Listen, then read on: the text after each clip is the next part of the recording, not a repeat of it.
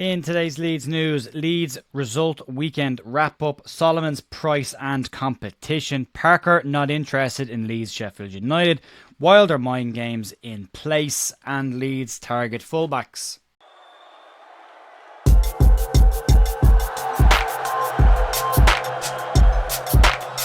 Morning, folks, and welcome back to The View for your news. Monday morning, the 24th of February. Massive game for Leeds United against Sheffield United tonight. There will be a watch along over on the Big Up platform, link down below in the description.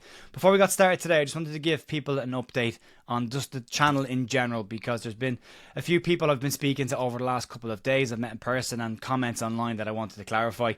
Over the last couple of weeks, people have told me that they don't want to hear about every single transfer story that's out there. They've also told me they don't want to hear what other people are saying about Leeds United. And they also told me they don't want the results from the underage and the women's team of the club. If I'm to follow everybody's individual asks, we unfortunately wouldn't have anything to talk about on the news. So I will try and make sure any transfer links are credible enough, or at least coming from semi-credible places. I do need to have stuff to talk about on this. The whole point of the channel is I will give you the news that's out there today and floating around, and then your decision is whether you want to believe that or not, or discard it. That's completely up to you, but the point is to give you that news so you can make that decision. Hope that's okay. Right, let's crack on. We'll start off with the weekend results wrap up. The Leeds United Under-21s play tonight at the LNER Community Stadium versus Norwich Under-21s. It's a 7 p.m. kickoff. Unfortunately, that game will not be on LUTV tonight. That's because there is a game on Sky tonight, and that game happens this time to be a Leeds United game. Moving on, let's talk about the Leeds United Under-18s, who had a 3-2 win over Nottingham Forest. Leeds goals coming from Callum Mills, Harvey Vincent and Oliver Boast. Also, big congratulations to Jake Howard and Oliver Boast, who have both been called up for the England Under-16s training camp this week. So more underage players getting called up for international duty, which is fantastic to see. Moving on, Leeds women's side came from behind twice to claim a 2-2 draw on the road against Durham. Goals coming from Kat Smith and Sarah Danby. I can't find an up-to-date league table to show you. Last I checked they were top, but I can't check that for a fact, so I can't give you that information anyway today. Moving on, let's talk about Manor Solomon, and we know at this point of the season the future of the Leeds United loanees will be high on the priority list and be discussed, and we're getting little bits of information every week about what's happening on both sides. Is there discussions going on and where we're at? As has been said, the likely discussions between both sides are already ongoing in order to see if there is a possibility of getting a deal done for Manor Solomon. But today's update on Solomon states that his future at Leeds United isn't necessarily an open goal for Leeds, and there are other clubs interested in the winger. Solomon is a doubt for tonight's clash against Sheffield United, although if you look at his social media accounts, it looks very much like he plans on being part of tonight's game. But that said, Tottenham are willing, apparently today, to listen for offers for the wide man. The general consensus around the Leeds United fans online is that Leeds should try and keep Manor Solomon into next season, who has been an ever-present in the Leeds United side over the last 15 games of the unbeaten run that we're on. Today, Give Me Sport have a piece that says the Spurs have set an asking price for the winger of between 10 to 15 million pounds. However, Leeds United are not the only club said to be interested. Everton are also said to have a significant interest in Solomon and willing to make a move for the winger in the summer. This deal will likely all come down to who can offer Premier League football and who can offer the best Premier League financial package.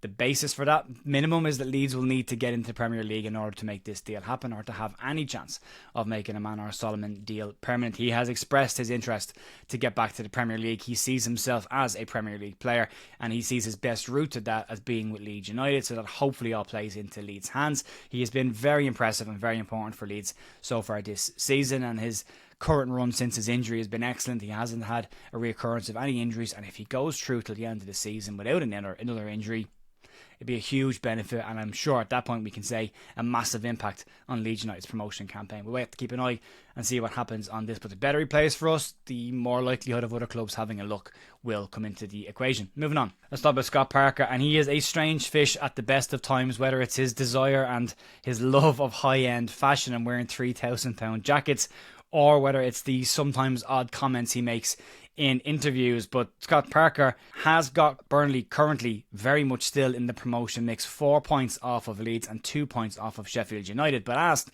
if he would have an interest in watching tonight's game between the two top sides in the division, and Scott Parker said he had no interest at all and didn't have the energy for other people's results. Parker, in an interview, has insisted that he won't watch the game tonight between the top of the table clash, and given the teams involved in the clash tonight, you would have imagined that Parker would have an interest in it. Burnley currently 4 points behind Leeds, Sheffield United 2 points behind Leeds, and depending on the result tonight, it could very much open the door for Burnley to come back into the automatic picture or even the title race itself. And when Parker was asked whether he'd watch the game tonight, he said no. I've said that to you many a time. I've got no real interest. Honestly, from the bottom of my heart, I have no real interest in what any other team are doing. Leeds, Sheffield United, I've got no interest.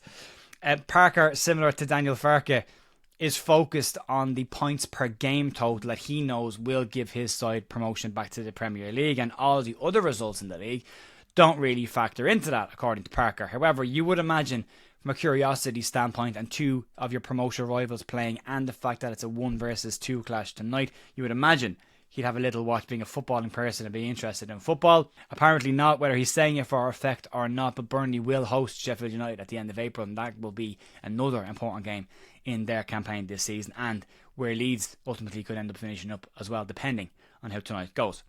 Let's talk about Chris Wilder leading into tonight's game, and no one should be surprised that Chris Wilder has been trying to play mind games with Leeds before the game tonight. Wilder completely overthought the first clash between the two sides, and a lot of the decisions that he made in that game backfired and gave Leeds the opportunity to walk away from Ellen Road with a 2-0 win. Last week, Wilder had nothing but praise for Leeds United. He went out of his way to talk about the Premier League level of the club, the fans, and Leeds' performances this season, which is a far cry from referring to them as those Muppets from Leeds a year or two ago. But today, he is telling all the sides how to beat his own side, Sheffield United. And speaking on the last clash between Leeds and them, he said the following: "They were better in all departments, played quicker, sharper, greater attacking threat. We have played no teams of this calibre." Wilder is likely trying to deflect some of the pressure away from his side and onto Leeds United, and protecting his side from that pressure, which is a wise and smart move from any manager to do, and likely from a playbook of most managers in the league in these situations. But you would imagine a lot of what Chris Wilder said is very much being said for effect. And then moving on to the final story doing the rounds today. It's pretty quiet because it is a game day, that tends to happen, but this one relates to the left back position and Junior Firpo's future at the club, which will continue to be talked about until it's resolved. But the full back position is still very much under the spotlight for Leeds United, and reports over the weekend suggest that Leeds United may have made a decision on what the future of Junior Firpo holds and the left back position. And as we know from last week's updates, Junior Firpo has changed agencies, which always kicks up interest in a player of a potential move away from a club. But Graham Bailey has revealed that he believes, from what he's heard, that Leeds United will not renew Firpo's contract and are in the process of lining up replacements for the fullback. And he said the following: "Firpo has always looked unlikely to stay, one of the club's biggest earners. He's buckled down this season, but Leeds are still looking for a new left back." Leeds transfer advisor Nick Hammond is named in this report as the person being lined up responsible for putting together the list of players that could potentially provide a replacement for Junior Firpo in that left back position. Real Betis again named as the primary club interested in bringing Junior Firpo back to his hometown club, and a reunion with his first club. We'll have to see what happens with this. It's an interesting one. I think it's the one we're likely keeping an eye on. The Manor Solomon, Joe Rothwell and Junior Firpo are the 3 question marks so far coming towards the end of this campaign. We'll see how that gets on. Folks, that'll be it for me today. Massive thank you as always for supporting the channel. You can follow me over on bigup.com if you want for tonight's watch along for Leeds United versus Sheffield United. Link is down below in the description. Have a great rest of your day. I'll talk to you soon. See ya. Bye.